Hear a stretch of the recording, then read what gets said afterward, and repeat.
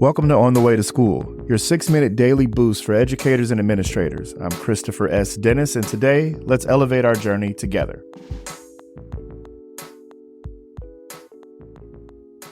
Hello again, party people. Good morning. I am excited to be with you once again. Starting to get into a nice little flow here on the podcast, and I am so thankful for folks who've given their feedback and let me know that they hear it and that, there's a few things in here that can be helpful, and it's short enough for you to stick around. So thank you for spending your 6 minutes with me on this journey as we're still in our early days. We're not even at 10 episodes, unless this is the 10th one. I don't know. But I tell folks once I get to 100, I'll know what I'm doing.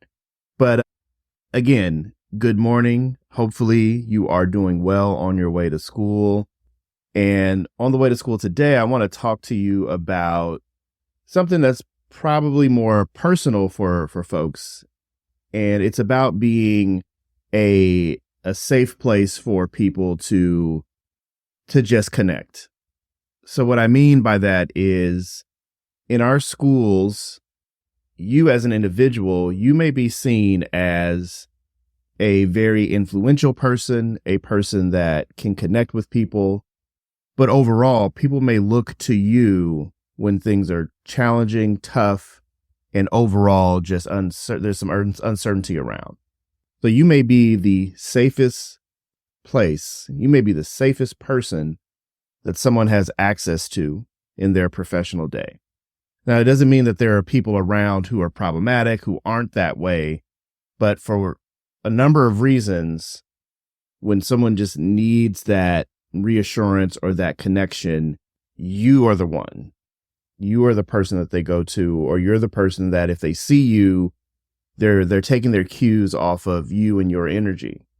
So it's something that you really should be aware of. Not that you need to operate differently, but you should be aware of the power of that.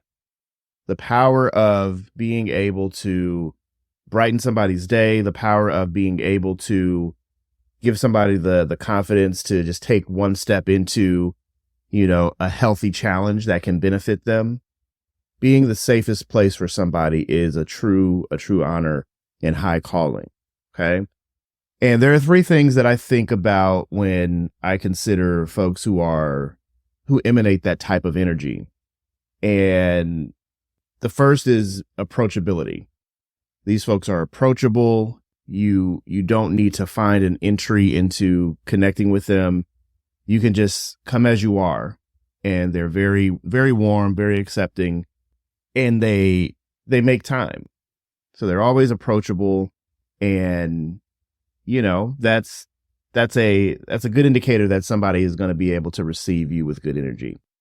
The second is consistent. These folks are the kind of folks that no matter when you see them, where you see them, if it's a good day, it's a bad day. If it's good news, it's bad news. There's always some level of consistency about how they carry themselves, how they carry the information, how they deliver it, and how they care for people as they are unpacking the news and the information. They are consistent people. They're reliable people. And the third is they're very discerning. This means that they can take in a lot of information in the context and competing data points, but align them in such a way where they understand the essence of what's going on and lean on the healthiest response or the healthiest guidance that they could. They're not necessarily going to ride the wave of emotionality and then kind of send you off on a trail that's not one that's going to be for your ultimate benefit or the organization's ultimate benefit.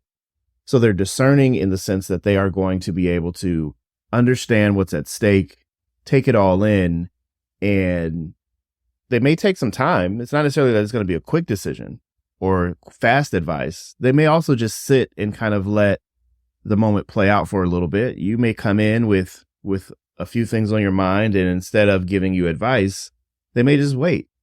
And you're probably really looking for advice. And they may just wait and let you kind of process and get the energy out and then engage with you and find out what would be the most helpful. So being the safest person or the safest place somebody has in their school community really does incorporate these three things. Sorry. Approachability, consistency, and being discerning. Approachable, consistent, and discerning. Once you're able to really put those things together, you'll start noticing that folks come to you with a variety of things. It may not even be things that are in like your day-to-day, job description, but they trust you. They trust you. They believe in you, and your word and your opinion means something to them. So you want to take all that in and just know that if you've got these types of characteristics, you're probably the safest place that someone has, and you should be really, really honored to carry that. Okay. This weekend, I get to go celebrate a mentor of mine, Dr. Chatman, as she moves from Minneapolis to Florida. Of course, we're in Los Angeles, but it's important that we get out to the Twin Cities to honor and celebrate her, because for me, she was one of those people, and she was a safe haven for me, and I didn't even know I needed it in undergrad.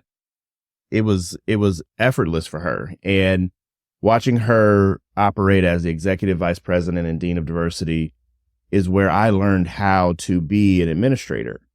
So essentially, my career builds on the essence of what I saw her be able to do, and I've spent my career trying to meet that standard.